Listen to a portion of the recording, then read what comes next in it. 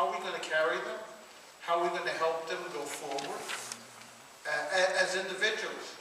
Talking about jobs, right? If there are no jobs because technology has taken away jobs at the supermarket, Target, and everything else, how are you going to support the family? How are you going to pay rent, right? What's the future for hands-on individuals for jobs in the future? And how can we help them?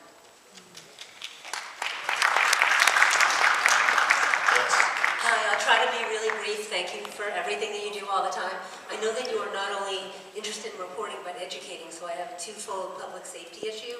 The first one may seem like a response to the news the other day that there was a rape at Brooklyn College. My daughter's been going there for 6 years. She is just about to graduate with her master's.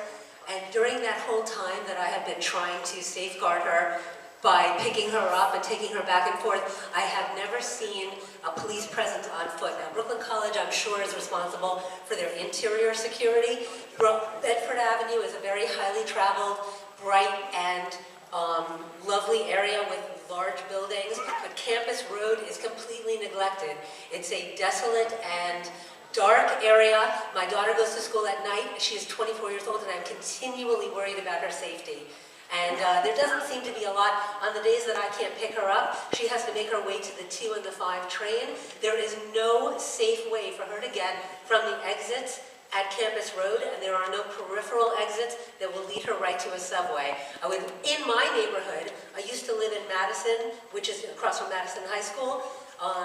It was a fairly safe neighborhood. There were a lot of police cars that went around, but there wasn't a need for a police on a beat. I moved to Williamsburg, the vertex of Bushwick, Bed-Stuy, and East Williamsburg at the Broadway Triangle. There have been a increased police foot presence in the last few years that I really appreciate. But I would also like to see the same thing around Brooklyn College, because this is not just any street. This is a street that is affiliated with our higher learning. There are many, many young people who are vulnerable all the time, and we need to have a safe place for them to go to school and not worry that they're going to leave and be accosted. What is your name?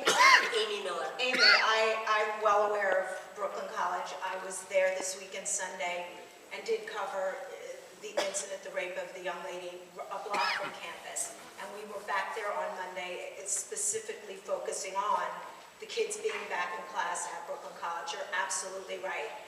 There is a security force within the gates of the campus, and But the kids nothing say after a peripherally. break. But when you go off campus, it's tricky. It's definitely pockets of Very some of the scary. people that live in the building, right, where the incident happened, tell me, listen, this neighborhood's getting nothing but better. You go 2 blocks in another direction, and it's not. And the patrols did step up. Of course, we're all But there's there nothing that on day. foot, and a car that Right. goes past doesn't see much. Whereas police on foot, they see a lot. They know what's going on in the community. Right. And that's the 70th precinct, and we were in touch with them. They know, and the suspect is still out there. They haven't, gotten him yet. So they're aware of it, and those are things that when we go back to these stories and communities, we're not just focusing on, oh, by the way, this incident happened.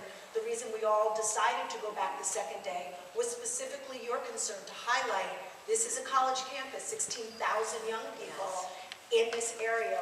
What is going on? What is the feeling? Very vulnerable young women Yeah. on their own, because a person may be with their friends in a social circumstance, but mostly when you're in college, especially when you're taking a night class, you're not commuting with anybody. You are a prime target because you are so vulnerable, and a lot of people don't have a choice but to be alone. Whereas you would say, normally, make a smart decision, travel with a friend. You can't always do that when you are a college student. That's exactly what they told me. Okay, now my second issue